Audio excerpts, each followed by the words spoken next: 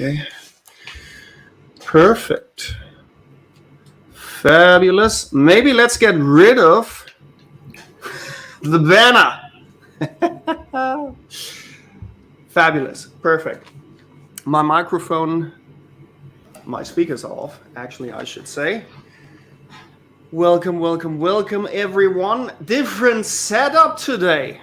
Yeah, yes. We are improving. We're getting better and better and better. And we're live on LinkedIn and on YouTube and on my Twitter account. And since I got my own notification right here on LinkedIn, I'll just join our own lunch break because why not? And with me today, we've got someone who has been active in the background for quite some time. The lovely Miss Ellie is joining me today to get all your questions in, so we can focus on on your questions, and also the topics that we have prepared. So let's give it a little bit more time, 1 or 2 minutes, for people to join in. If you are live, if you're following us, if you've joined us, just drop a comment below. Drop a hi, or a wavy hand, or okay, or just K. So I know that everybody can hear us, everybody can see us. Perfect. We've got 2 topics today, and I'm gonna let you know in a minute what we're talking about.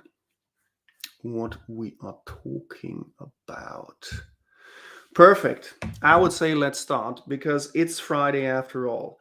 Welcome to Sales Nation and welcome to Lunch Break on this beautiful Friday. I'm your host, Josef, and with me today for the very first time, and hopefully for more times than that, the lovely Miss Ellie Garcia, who has been active in the background, and now we decided to give that beautiful face a look, beautiful look of face. I don't know. Anyway, so we are together today asking or answering a lot of questions, hopefully. And we have 2 topics that I'm really passionate about. I'm really excited to share that with you. It's really, really great. You might have noticed the topic on the live on LinkedIn. So we are talking about how can we beat our big competitors, or as I made a note last night, how can we beat behemoth competitors? I like big words. Words sell. I'm a big fan of words.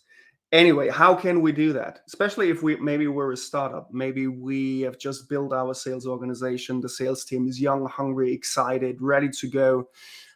So how can we go against these big guns that have been around for a long time? Spoiler alert, we can do it. We definitely can do it. And we're going to talk about that today in just a minute. The other thing that I wanted to share with you, if you're just joining in, just drop a comment below. Let me know if you can hear me clearly, if you can see me clearly. We are live on LinkedIn, YouTube, and Twitter. Perfect. Thank you so much, everyone. We are launching, and this is something very exciting. We are launching our Sales Nation community. Now, what's Sales Nation? I mean, you've seen Sales Nation probably. If you're following me on social media, you've seen Sales Nation. Maybe you're already subscribed to our Sales Nation podcast, which is part of our Honeycomb family. So, what is the Sales Nation community? We want to have a place for sales reps, for sales pros, for sales veterans, for people who are new in sales, a place where we can discuss certain things. And specifically, because that's what we are passionate about, something that we can how we can replace outdated sales tactics, and what are sales tactics and sales strategies that are modern and up to date, and how we can help our buyers buy from us instead of someone else, instead of our competitor. So that is what the Sales Nation community is all about. It's also a place where we can just talk openly about our challenges, about our goals, about our aspirations, and we want to give you guys as much information, as much value as possible.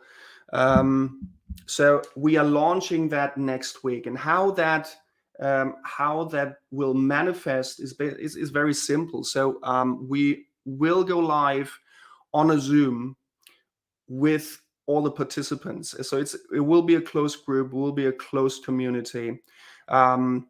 Probably in the evening. We're working on that right now, which is an open-ended Zoom call, comprising of two parts. One is an AMA, so an Ask Me Anything, where we have an open discussion, and also have a specific topic, right? Yesterday, if you joined the lunch break, I was asking if any of you who are in sales hates cold calling, hates to make cold call. We got something prepared for that as well, because that's in our opinion is an outdated and rather harmful sales strategy. And we want to talk about, but also show alternatives, and how we can replace strategies that's been around for 40 years, that are just not at the pulse, I would say, of how buyers want to buy nowadays. We're going to have some guests on the show as well. So it's not only me talking, probably get bored of me after some time. Now we're going to have guests. We're going to have an open discussion, an open forum, guests who are anything in relation to sales, in relation to sales strategies, sales tactics, and so on. So we want to bring sales into the next generation, and everything that we do will be centered around the probing sales framework that we have developed, because we believe that the better the conversations are that you have, the better your reputation, the better you can qualify, the faster you can disqualify, and simply just go through your pipeline faster. So everything just revolves around that. But most importantly for me is to just really give value as much as possible in these Zoom calls. And what else do we have? How I see it, there's always two parts to it to sales nowadays. I mean, that's kind of traditionally is, one is to fill the pipeline, and the second is to close the pipeline. And times have changed drastically, right? And so we need to have new strategies of how we can fill our pipeline, and then also how we can close our pipeline. And closing the pipeline is basically part of what we have developed, the framework that we have developed. And the other thing is how to fill the pipeline, right? And cold calling was one part of it.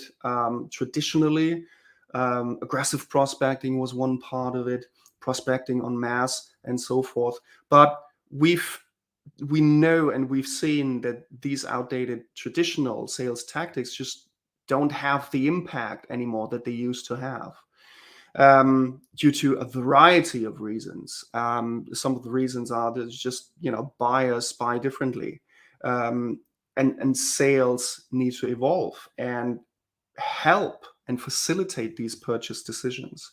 So that's what we want to talk about and discuss in our Sales Nation community. But also we want to bring sales pros and sales people together to give them a, I would almost say, a safe haven or safe place, because we all know that sales is a very stressful, high pressure environment, and it can be stressful, and sometimes we maybe just don't know how we can deal with that. So we want to bring that into perspective as well, to have a sales force and salespeople who have a great mental health, who have a great physical health, and know how to close deals, how to fill their pipeline, how to close their pipeline. I think that is the motto of Sales Nation. It's not just sales driven, but it's more a community and a closed group of people to give and receive support. Do you have any questions so far? Let me just see how many of you joined in. We have live viewers here on LinkedIn and YouTube. So that's the one thing that I wanted to talk to you about, and that I wanted to share with you. And I'm very excited about it. And I hope you share my enthusiasm. That is a very difficult word to pronounce in English. Enthusiasm. Okay, maybe we can switch it to excitement. That rolls off the tongue easier. Anyway, I'm excited, and I wanted to talk to you about one topic, and that is how to beat behemoth competitors. How can we position ourselves in sales against players that have been on the field longer than we are on the field? And I think that is just regardless of the sector that you are in. And the older I get, the more I realize that there's very rarely do we have something very innovative, something very unique as a product or as a solution coming into the market. And if we're absolutely honest with ourselves, most of the products and services are a commodity, because there's so many competitors doing the same thing as we do, and that can be in tech, that can be in education, that can be across sectors, corporate finance. I used to be in corporate finance, and so on. So and as technology evolves, technology itself becomes a commodity, right? We can now go on Canva and be a great designer, right? Sorry for pissing the designer community off, but why should we pay $5,000, $10,000 to someone that we can get from Canva for free almost?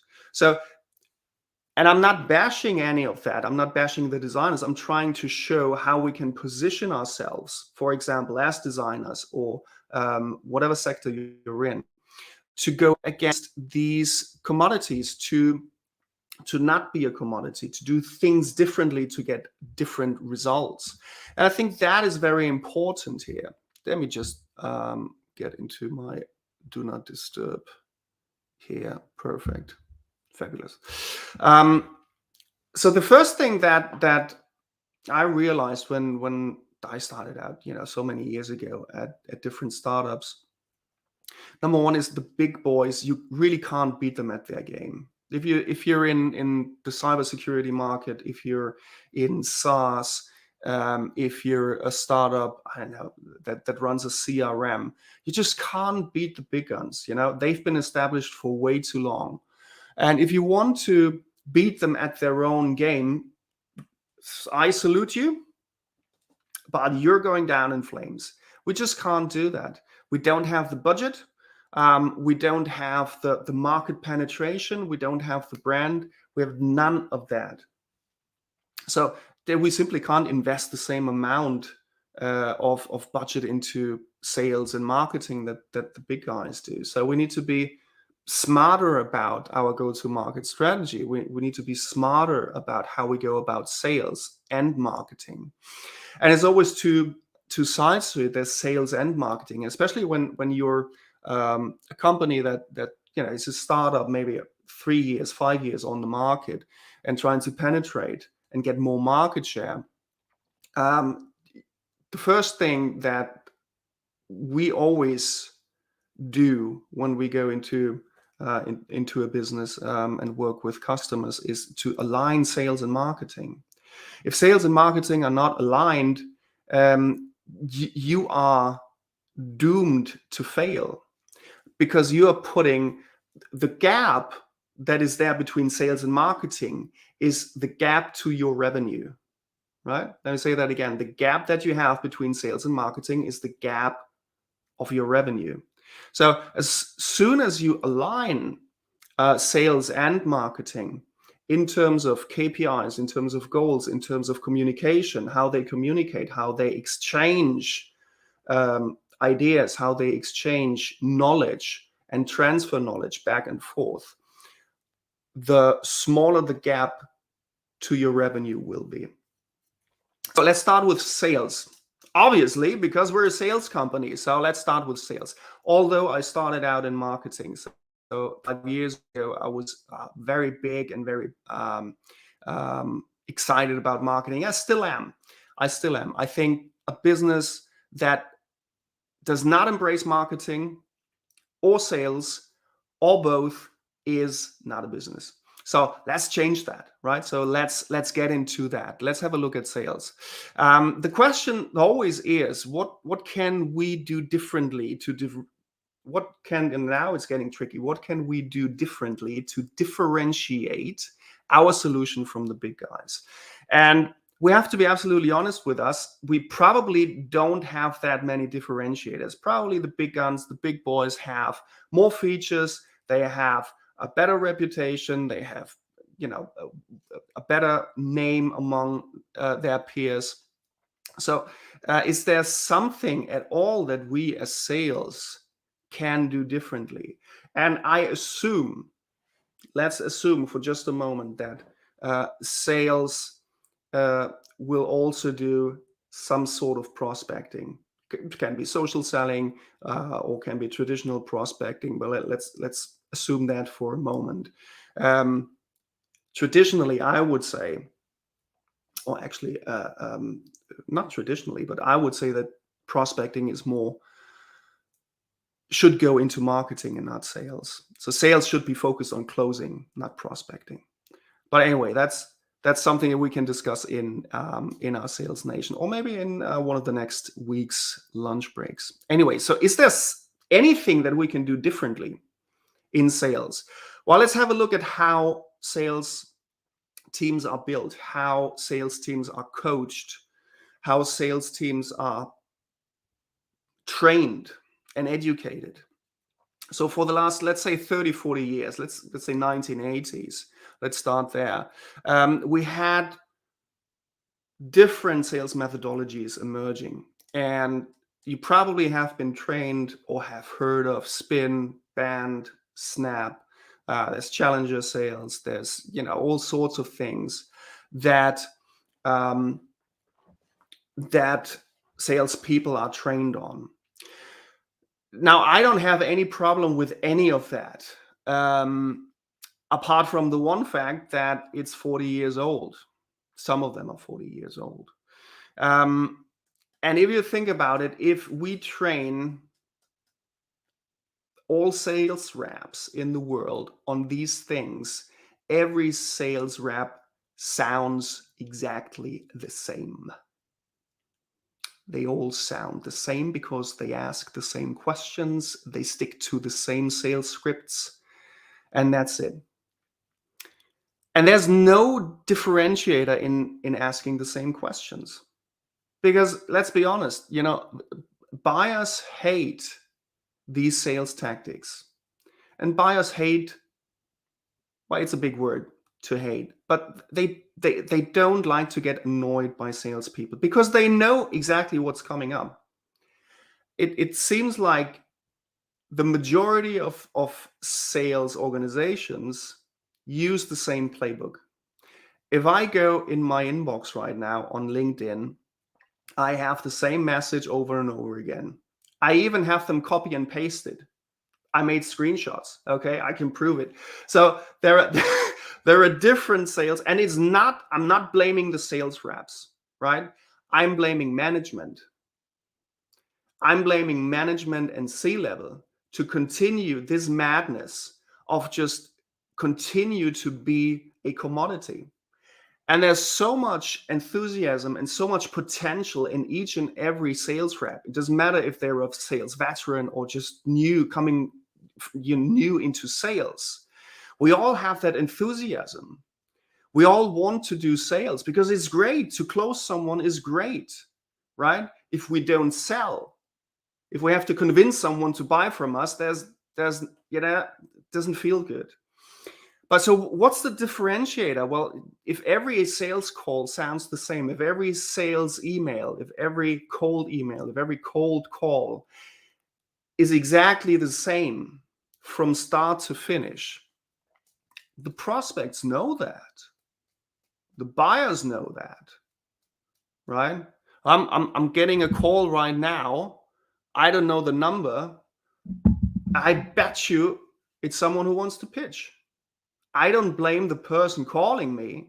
Again, it's the system that needs to change. It's the awareness that needs to change, that there are alternatives, that we can do things differently. And that was one of the reasons why we developed the probing sales framework, because we had the light bulb moment and say, wait a minute, the way our sales team leads conversations, that's so different from what everybody else is doing. It's not us saying that. It's really people saying that. It's people saying that to us and say, that's a really good question. Never thought about that. And we also see it in results. If buyers trust you and if buyers really, if you have a good rapport with buyers and a good relationship, quote unquote relationship, then you are able to control and lead the conversation completely differently than if the prospect feels like it's an interrogation or it's an investigation. Don't be Inspector Columbo. I don't know if you're old enough to remember Inspector Columbo. That was even before my time. But anyway, and so I told the story before that we made 8,404 cold calls last year in a span of roughly 6 months, something like that. And it was head of technology, CTOs, IT directors, and so on. And they told us blatantly, they get 10, 15 calls every day. And if they were to pick up each and every one, they wouldn't get anything done in their daily work. So that can't be it. And still, there are sales training programs out there that promote cold calling, that promote cold emails, that promote getting around gatekeepers.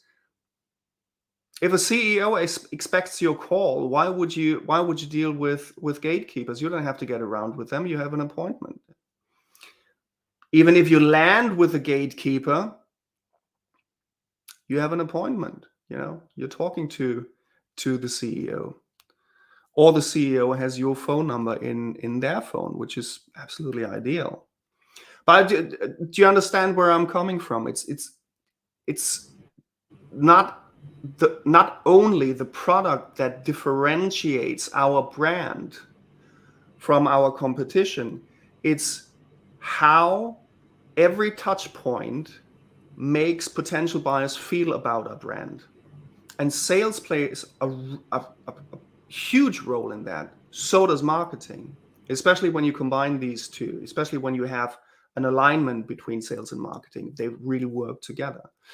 And even when you have sales that still does the outbound, that still does prospecting to a certain degree, even cold calling to a certain degree, you can even change the way you cold call.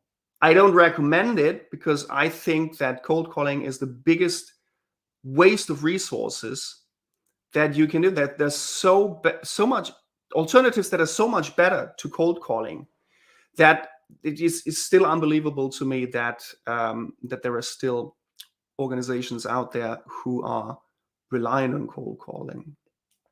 But anyway, to each their own. We're building this sales company without cold calling because we don't believe in it, because we are buyers ourselves. I don't like to receive cold calls.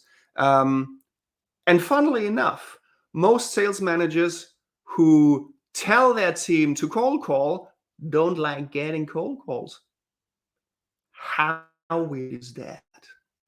Anyway, so there are ways how we can differentiate from the big guns, from the behemoth competitors.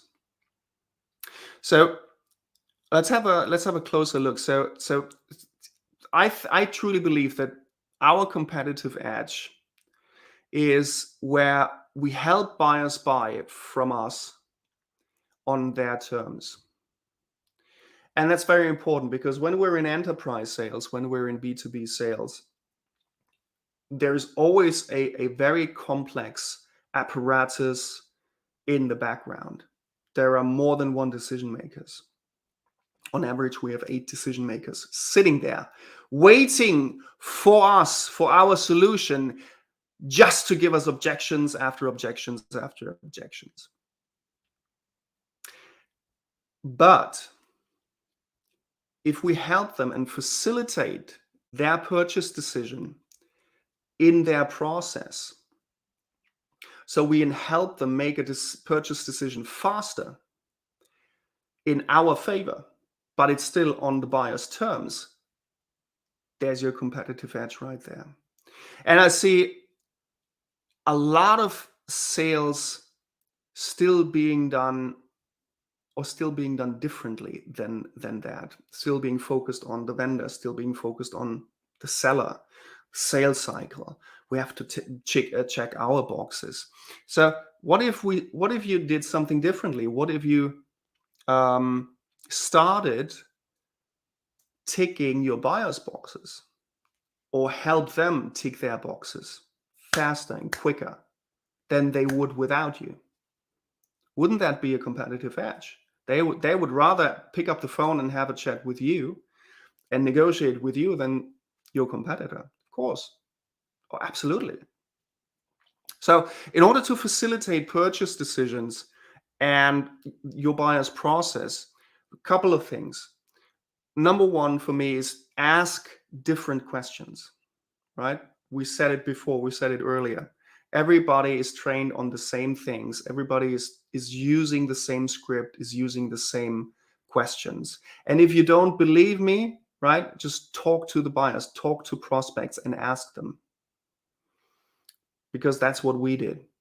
And it's the same over and over again. They can smell that it's a cold call. They can smell that it's a sales call. They can smell that you want to pitch, that you pitch in your cold email or in your DM. And we don't want that, right? We want them intrigued. We want them to open that email. We want them to have that conversation with you, right? And the best conversations you will ever have is when they come to you. When they come to you.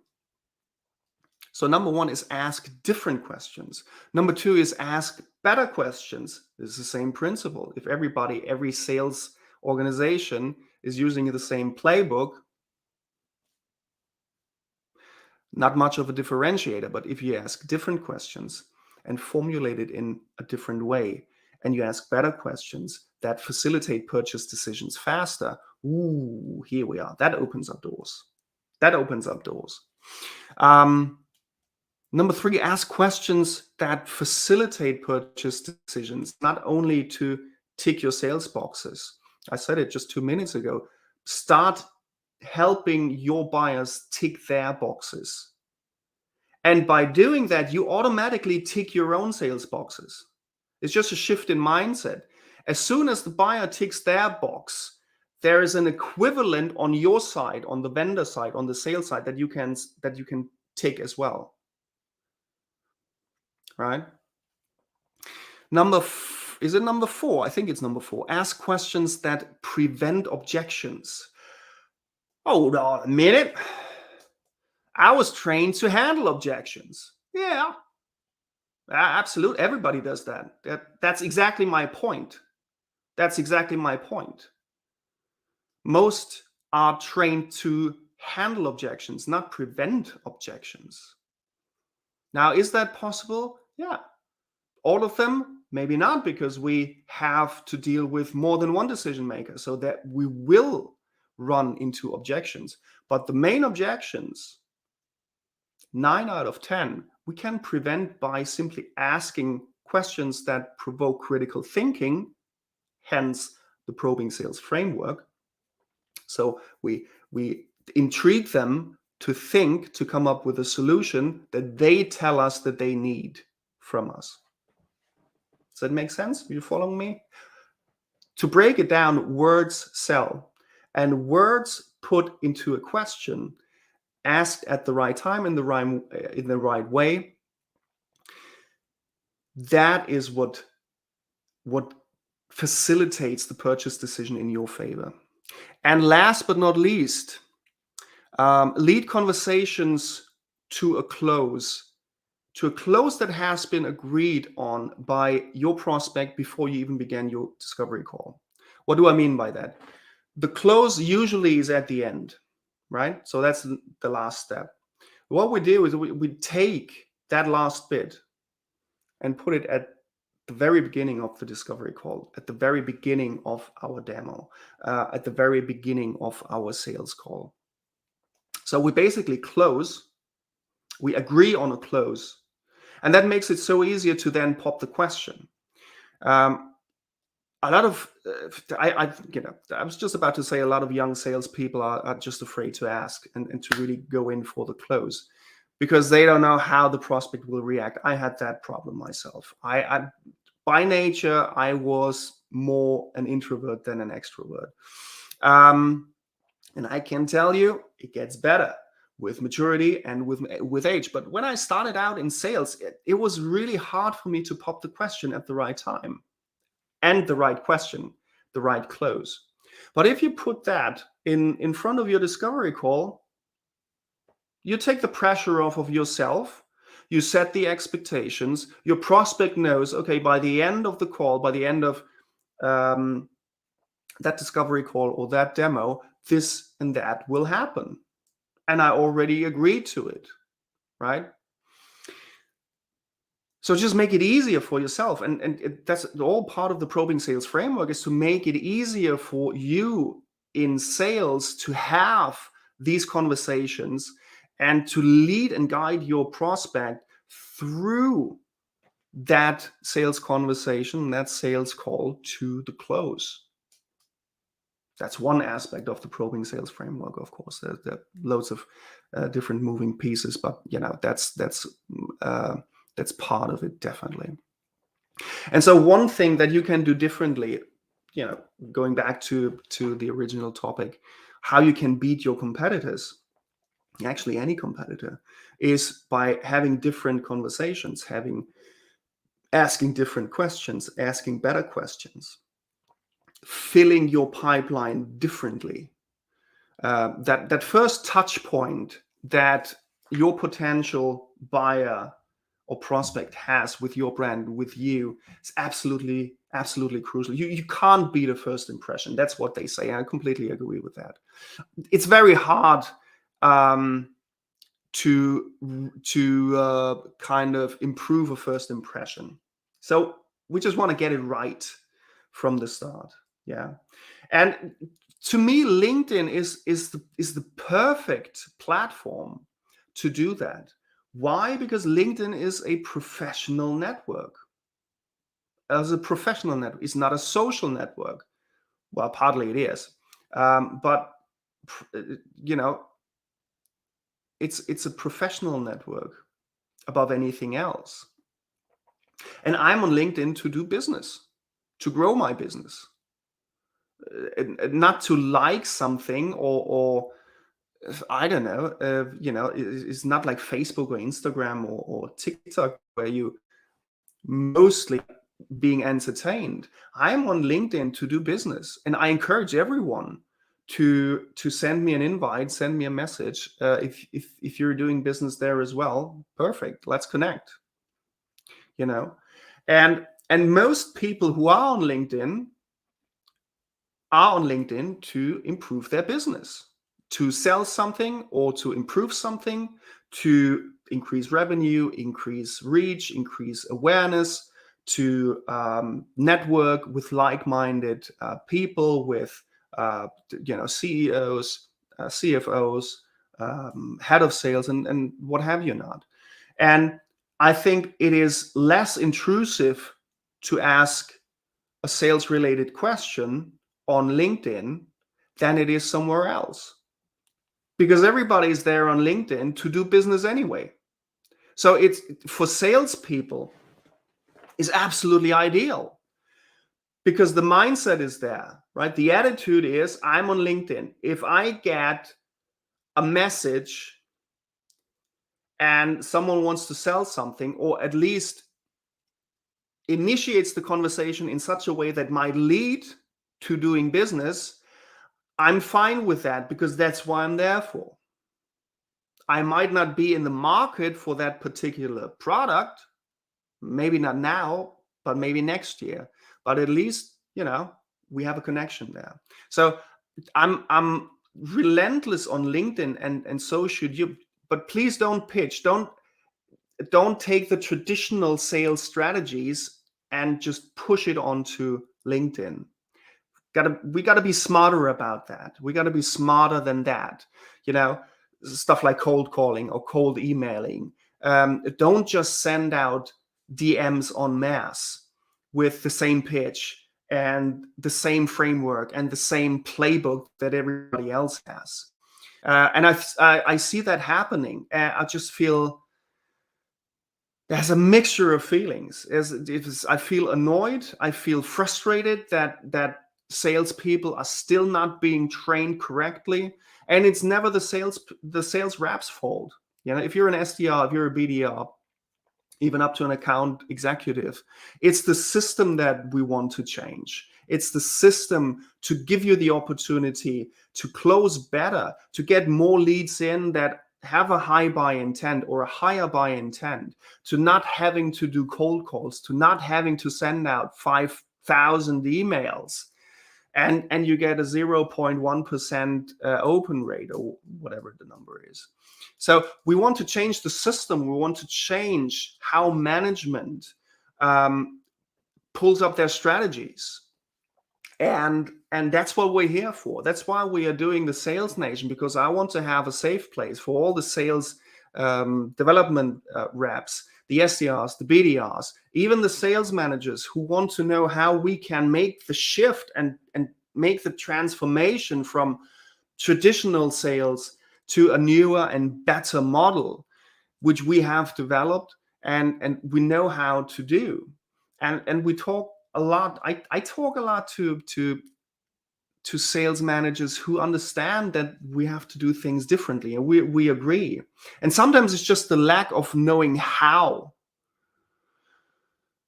instead of the fear of doing it. So as soon as you know how, as soon as you know that there are alternatives, that there are better alternatives than what you're doing right now, how you can increase the productivity and the results and the outcome of your sales force, or even in your day-to-day sales business, as soon as you know that, the sky's the limit. And that's what we do. That's what we're here for. And that's my mission, to give you guys all the tools that you need, all the knowledge and the skills that you need to really make that shift, and to stop with that ridiculous cold calling and cold email, by the way, that equally ridiculous. So the first touch point is really important on LinkedIn, and I'll wrap that up in 2 minutes now, because I don't want to waste any more of your time. The first touch point is important. The first touch point leads to filling the pipeline. And from filling the pipeline, we can then close the pipeline better with the probing sales framework than with any other playbook that has been around for 40 years. Because everybody sounds the same. Every sales call sounds the same, because everybody has been trained on the same sales script, on the same sales playbook. So we do things differently. And we want to talk to people, especially in sales, who want to do things differently. So that's it. 40 minutes in, that's enough for a lunch break. It's Friday. Any questions that you might have, pop it in the comments. Otherwise, I'm going to wish you a great, stunning, exciting, adventurous weekend. Hopefully with a lot of recharging the batteries, so that we'll see each other on Monday at 12:45 for the next Sales Nation lunch break. And next week, we're going to launch the Sales Nation community, which I'm really excited about. So follow me on LinkedIn, connect with us on YouTube and Twitter. Send me an invite. Happy to connect. And I'll keep you updated with the Sales Nation community, how you can be part of that, how you can get in. All of that will happen next week. Happy weekend, everyone. See you on Monday, 12:45. Thank you. See you later.